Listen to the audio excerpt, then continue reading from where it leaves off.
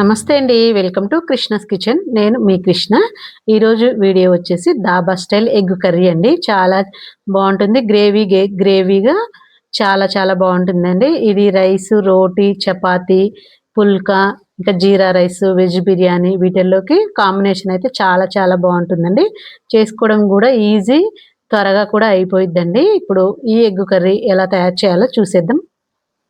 ఇప్పుడు దానికోసం నేను ఇక్కడ ఒక 7 ఎగ్స్ పొట్టు తీసి పక్కన పెట్టుకున్నానండి. ఇవి వచ్చేసి నాటు ఎగ్స్, అందుకే అంత చిన్నగా ఉన్నాయి. ఇవన్నీ ఇలా పక్కన పెట్టేసుకోవాలి. అందులోకి ఒక పెద్ద సైజు ఉల్లిపాయలు, 3 ఉల్లిపాయలు సన్నగా వీలైనంత సన్నగా కట్ చేసుకోండి. అందులోకి ఒక 3 పచ్చిమిర్చి ఇలా కట్ చేసుకొని పెట్టుకోవాలి. ఉల్లిపాయలు ఎంత సన్నగా ఉంటే మనకు గ్రేవీ అనేది అంత మంచిగా వస్తుందండి. ఇప్పుడు ఎగ్గుని ఒక ఫోర్క్ తీసుకొని ఇలా డాట్స్ లాగా పెట్టేసుకోండి. ఎందుకంటే మనం ఫ్రై చేసుకున్నప్పుడు ఉప్పు, కారం అందులోకి వెళ్ళి టేస్ట్ బాగుంటాయి అనమాట. ఇప్పుడు స్టవ్ మీద ఒక ప్యాన్ పెట్టుకొని 1 టేబుల్ స్పూన్ వరకు ఆయిల్ వేసుకొని అందులో కొంచెం పసుపు వేసుకొని మనం ఉడికించి పెట్టుకుని ఈ ఎగ్స్ వేసుకోవాలి.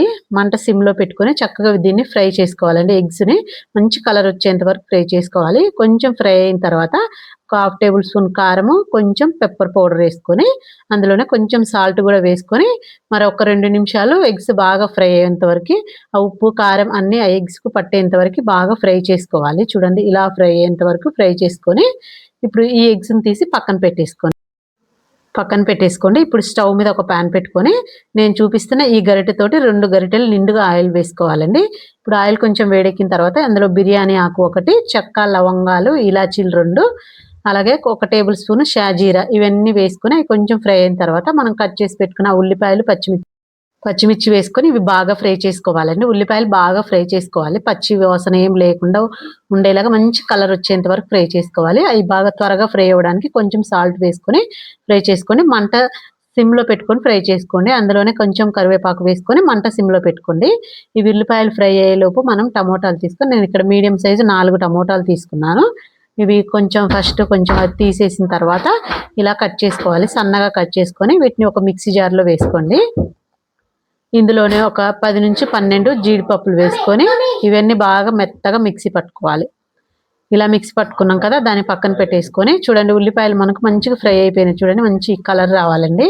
ఇలా ఫ్రై అయిన తర్వాత 1 టేబుల్ స్పూన్ వరకు అల్లం వెల్లుల్లి పేస్ట్ వేసుకొని ఈ అల్లం వెల్లుల్లి పేస్ట్ కూడా మంచిగా పచ్చి వాసన పోయేంత వరకు ఫ్రై చేసుకోవాలి. కొంచెం నూనెలో ఫ్రై అయితే అల్లం వెల్లుల్లి పేస్ట్ బాగుంటుంది. అల్లం పేస్ట్ ఫ్రై అయిన తర్వాత మనం మిక్సీ పట్టి పెట్టుకున్న టమోటాలు, జీడిపప్పు పేస్ట్ వేసేసుకోవాలండి. ఈ పేస్ట్ వేసుకున్న తర్వాత మంట సిమ్లో పెట్టుకొని ఆ పచ్చివాసన పోయేంత వరకు మనం వేసిన ఆయిల్ చక్కగా పైకి వచ్చేంత వరకు ఫ్రై చేసుకోవాలి. చిన్న మంట మీద. చూడండి, మంచి కలర్ మారేసి ఆయిల్ అంతా పైకి వచ్చింది. ఇప్పుడు ఇందులో తగినంత ఉప్పు, 1 టేబుల్ స్పూను కారము, 1/2 టేబుల్ స్పూను పసుపు. కారం మీకు తగ్గంత వేసుకోండి. కొంచెం స్పైసీగా తినాలంటే ఇంకొంచెం వేసుకోండి, లేదంటే 1 టేబుల్ స్పూన్ సరిపోయిద్దండి. ఆల్రెడీ మసాలాలు ఉన్నాయి కాబట్టి ఇవి వేసుకున్న తర్వాత అవి కూడా కొంచెం పచ్చివాసన పోయేంత వరకు ఫ్రై చేసుకోవాలి. కారం ఇలా ఫ్రై అయిన తర్వాత ఇందులో నేను చూపిస్తున్నాను కదా, ఆ గ్లాస్ తోటి 1.5 గ్లాస్ వాటర్ వేసుకుంటే సరిపోయిద్దండి. మనకు కరెక్ట్గా మరీ వాటర్ లేకుండా మరీ గట్టిగా లేకుండా గ్రేవీ కరెక్ట్గా సరిపోయిద్ది. ఇలా వేసిన తర్వాత కొంచెం ఒక 5 నిమిషాలు ఉడికించుకోవాలి మీడియం మంట మీద. ఇలా ఉడుకుపడుతున్నప్పుడు మనం ఫ్రై చేసి పెట్టుకుని ఈ ఎగ్స్ అన్ని వేసేసుకోవాలి. మొత్తం వేసుకొని ఇప్పుడు మూత పెట్టుకొని చక్కగా దగ్గరికి వచ్చేంత వరకు ఉడికించుకోవాలి. చూడండి, ఇప్పుడు దగ్గరకు వచ్చేసి ఆయిల్ అంతా చక్కగా పైకి వచ్చేసింది కదా, ఇలా వచ్చేంత వరకు ఉడికించుకోవాలి. మంట సిమ్లో పెట్టుకొని ఉడికించుకోండి. అప్పుడే మనకు అడుగంటకుండా దగ్గరకు వచ్చేస్తుంది. ఇప్పుడు ఇలా బాగా ఉడికిన తర్వాత ఇందులో 1 టేబుల్ స్పూన్ గరం మసాలా వేసుకొని అందులోనే కొంచెం కస్తూరి మేతి వేసుకోండి.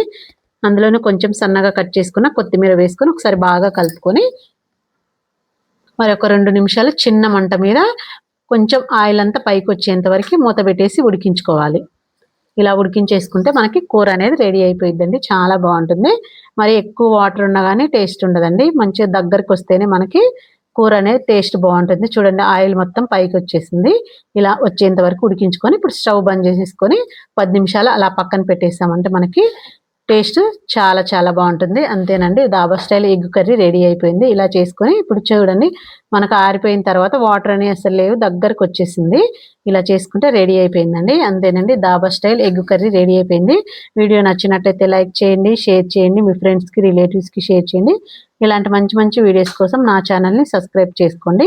ఇంకొక మంచి వీడియోతోటి మీ ముందుంటాను. Thank you.